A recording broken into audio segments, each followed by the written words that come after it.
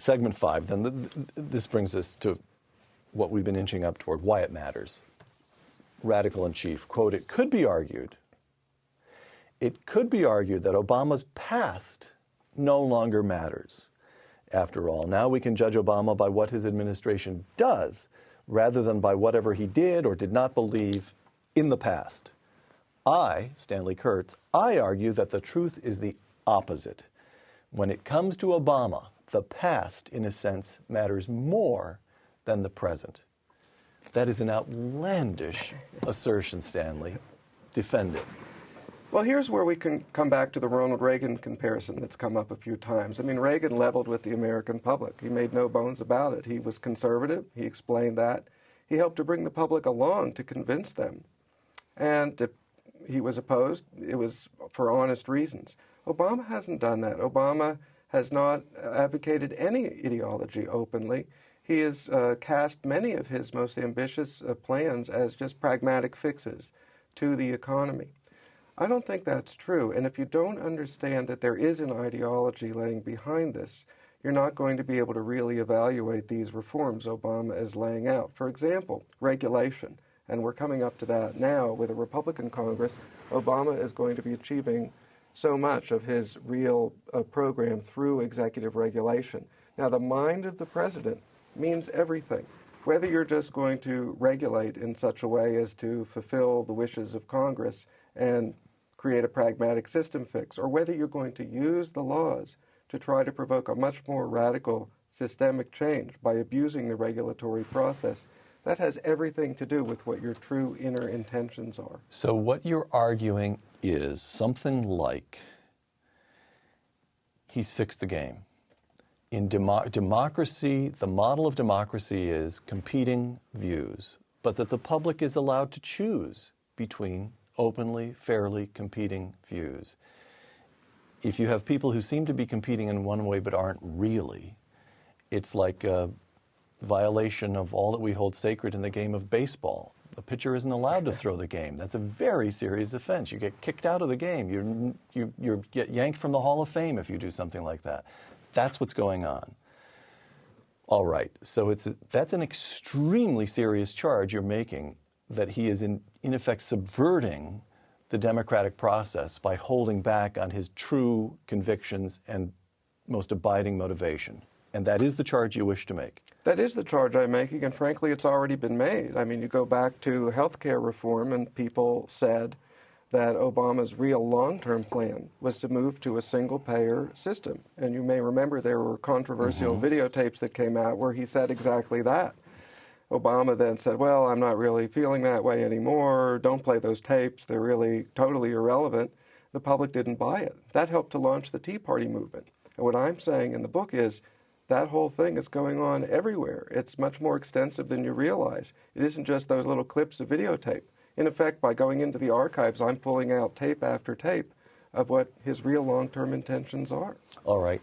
Now, as we sit here chatting this morning, John Boehner is becoming the new Speaker of the House. 63 new Republicans are being sworn in. Today is the first. They are reading the Constitution in the House chamber as we speak.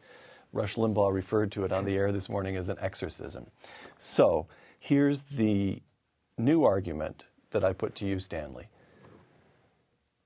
Barack Obama may have concealed his true intentions in the 2008 campaign, but over the last 2 years they got revealed. The American people are on to him. And in the last election, they said, stop it. No way, we oppose this.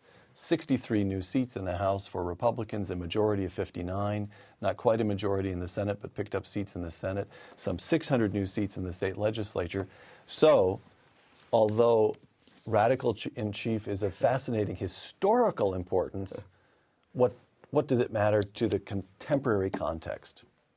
Well, there's still a lot of people out there, Peter, who buy the pragmatist argument. You'd be amazed. I know some of them. You know, not everyone I know is conservative, and people who are absolutely entranced with Obama as he presented himself in the 2008 campaign and have never lost the faith. And in fact, in some polls, his popularity is coming up, and it's by no means impossible that Obama could win re-election. And at that point, I think we'd be right back in the soup as far as what his real long-term intentions are. When he didn't have to worry about re-election anymore, he'd go to town.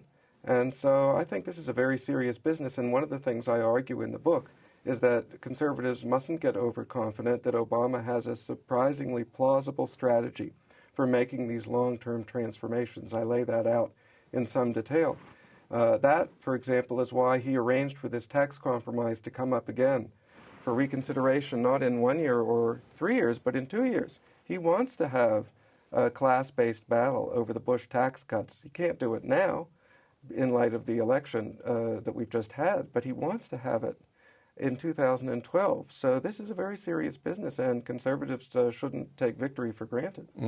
So in his thinking, you've talked about socialism in this country changing in the 60s and then again in the 80s to an effort to capture the economy from below. He's not below anything right now. He's the top man in the country.